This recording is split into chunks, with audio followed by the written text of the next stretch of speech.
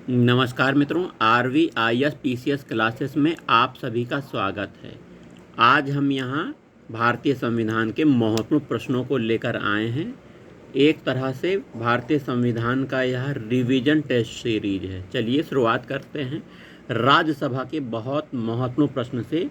राज्यसभा का सदस्य बनने हेतु अर्हताओं के संदर्भ में अभिकथनों पर विचार करना है और इनमें जो कथन सही हैं उनको हमें चयन करना है। राज्यसभा के सदस्य बनने के लिए कम से कम 30 वर्ष होना चाहिए। बिल्कुल सही ऑप्शन आपका है। जहां से अभ्यर्थी को निर्वाचित किया जाना है उस राज्य की मतदाता सूची में मतदाता के रूप में पंजीकृत होना चाहिए। यह ऑप्शन गलत नहीं है। 2003 के संशोधन के बाद इसमें परिवर्तन कर दिया गया था। इसमें यह कहा गया है कि उस राज्य की मतदाता सूची में पंजीकृत होना अनिवार्य नहीं है, तो ये दूसरा ऑप्शन गलत हो गया। वहीं तीसरा है राज्य के अंतर्गत लाभ का पद धारित ना किया गया हो, तो यह ऑप्शन भी सही है। 2, 1 और 3 सही हैं। देखिए बी ऑप्शन 1 और 3 सही हैं। देखिए आइए व्याख्या भी देख लेते हैं। राज्यसभा के लिए लोक प्रतिनिधित्व अधिनियम 1951। व्यक्ति का नाम किसी भी संसदीय निर्वाचन क्षेत्र से मतदाता के रूप में पंजीकृत होना चाहिए। अप्रैल 2003 से पहले यह आवश्यक था। 2003 से पहले यह आवश्यक था, लेकिन था कि प्रत्याशी का नाम जिस राज्य की मतदाता सूची में हो वहीं से राज्यसभा का चुनाव लड़ सकता है, परंतु 2003 के संशोधन अधिनियम के द्वारा इसमें परिवर्तन कर दिया गया है, अर्थात अब उसी राज्य की मतदाता सूची में नाम होना आवश्यक नहीं है। ठीक है। राज्यसभा के चुनाव के लिए अपेक्षित आयु देखिए 30 वर्ष है, अभी ऊपर हमने पढ़ा। ठीक है। प्रथम अभिनेत्री जो राज्यसभा के लिए नामांकित की गई थी तो नरगिस दत्त थी। याद रखिएगा नाम, नरगिस दत्त जो प्रथम अभिनेत्री थी राज्यसभा के लिए नामांकित की गई थी। ठीक है। राज्यसभा के संदर्भ में कौन सा कथन सही है? पहला कथन है इसके 1/3 सदस्य प्रति 2 वर्ष में अवकाश प्राप्त करते हैं, तो बिल्कुल सही, पहला ही ऑप्शन आपका सही मिल गया।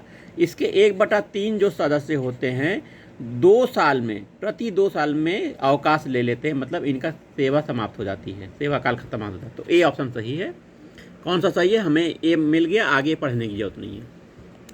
आइए, राज्यसभा के सदस्य चुने जाते हैं, कहाँ से चुने जाते हैं? चुने जाते हैं 6 वर्ष के लिए चुने जाते हैं भाइयों बहनों। ठीक है। राज्यसभा के सदस्य 6 वर्ष के लिए होते हैं। हमारे संविधान के अनुसार राज्यसभा का कार्यकाल देखिए अनिश्चित कार्यकाल होता है, कभी खत्म नहीं होता है, समाप्त होने का विषय ही नहीं है।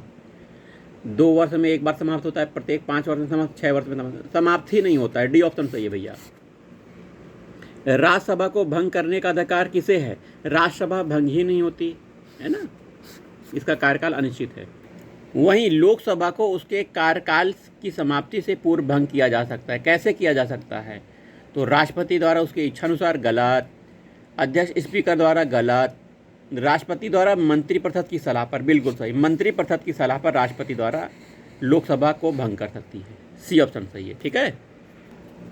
लोकसभा के कम से कम कितने सत्र बुलाए जाते हैं? वर्ष में कम से कम 2 सत्र बुलाए जाते हैं, और लोकसभा में सामान्यतः कितने सत्र होते हैं? 3 सत्र होते हैं, है ना, 3 सत्र होते हैं।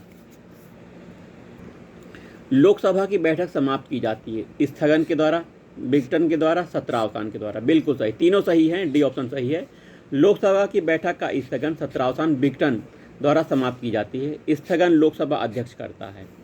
जब स्थगन लोकसभा अध्यक्ष करता है, सत्रावसान 85(2) का के अनुसार और विघटन 85(2) खा के अनुसार राष्ट्रपति करता है। सत्रावसान राष्ट्रपति, विघटन राष्ट्रपति करता है। 85(2) का और 2 खा 2 अनुच्छेद हैं। ठीक है। आइए, निम्नलिखित में से कौन लोकसभा के सत्र का अवसान करने के लिए प्राधिकृत है? तो राष्ट्रपति लोकसभा का सत्रावसान करने के लिए प्राधिकृत है। सत्रावसान 85(2) का में सत्रावसान का वर्णन किया गया है। विघटन भी राष्ट्रपति के द्वारा किया जाता है, यह भी याद रख लीजिएगा। बार बार यह प्रश्न पूछा जाता है, आईएएस में भी पूछा गया है, 2017 में तो पूछा ही गया, कई बार पूछा गया परीक्षाओं में कि लोकसभा का अधिवेशन गठित करने हेतु गणपूर्ति मतलब कोरम कितना होना चाहिए? तो सदन के सदस्यों की कुल संख्या का 1/10 भाग, सदन के सदस्यों की कुल संख्या का 1/10 भाग याद रखिएगा। भारत के नियंत्रक एवं महालेखा परीक्षक की नियुक्ति राष्ट्रपति के द्वारा की जाती है। नियंत्रक महालेखा परीक्षक का वर्णन संविधान के अनुच्छेद 148 में किया गया है। संविधान के अनुच्छेद 148(1) के अनुसार भारत के नियंत्रक एवं महापरीक्षक की नियुक्ति भारत के राष्ट्रपति द्वारा की जाती है। अनुच्छेद 151 जो है 151(1) के अनुसार भारत के का नियंत्रक महालेखा परीक्षक भारत सरकार के लेखों का लेखा परीक्षण कर अपनी रिपोर्ट राष्ट्रपति को प्रस्तुत करता है। अनुच्छेद 151(2) के अनुसार वह राज्य सरकार के लेखों का लेखा परीक्षण कर रिपोर्ट संबंधित राज्य के राज्यपाल को सौंपता है। ठीक है, इंपॉर्टेंट प्रश्न है, भारत के नियंत्रक एवं महालेखा परीक्षक के पद पर नियुक्ति का कार्यकाल कितना होता है? देखिए 6 साल का कार्यकाल होता है, बहुत से लोगों का कार्यकाल 5 साल का होता है, लेकिन नियंत्रक महालेखा परीक्षक के पद पर नियुक्ति का कार्यकाल 6 साल का होता है। आइए पढ़ते हैं। भारतीय संविधान के अनुच्छेद 148(3) के अनुसार नियंत्रक महालेखा परीक्षक CAG का वेतन एवं शर्तों का निर्धारण का अधिकार संसद को दिया गया है। संसद ने CAG के वेतन सेवा शर्तों के संबंध में प्रावधान 1971 में अधिनियमित किया है, जिसके अनुसार नियंत्रक महालेखा परीक्षक का कार्यकाल 6 वर्ष का होता है या वह अधिकतम 65 वर्ष तक सेवारत रह सकता है, इसमें जो पहले हो। संविधान असाधारण परिस्थितियों में राष्ट्रपति को राज्यपाल की कृतियों के निर्वहन हेतु उपबंध कर सकता है, अनुच्छेद 160 के अनुसार। ठीक है, आइए देखिए, संविधान के अनुच्छेद 160 के तहत राष्ट्रपति आकस्मिक या असाधारण परिस्थितियों में राज्यपाल के कृतियों के निर्वहन हेतु उपचार कर सकता है। ठीक है, आइए अगला और देख लेते हैं। भारतीय संविधान भारत के राष्ट्रपति को अधिकार नहीं देता है प्रधानमंत्री की नियुक्ति का।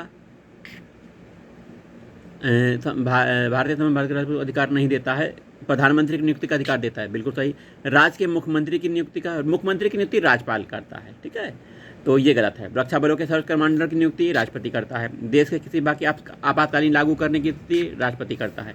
164(a) के अनुसार राज्यों के मुख्यमंत्री की नियुक्ति राज्य का राज्यपाल करता है। ठीक है, आइए, भारतीय संविधान में कौन से अनुच्छेद राष्ट्रपति को उच्चतम न्यायालय से परामर्श करने की शक्ति देता है? अनुच्छेद 143 के तहत राष्ट्रपति उच्चतम न्यायालय से परामर्श करता है किसी विधि के प्रश्न पर, है ना।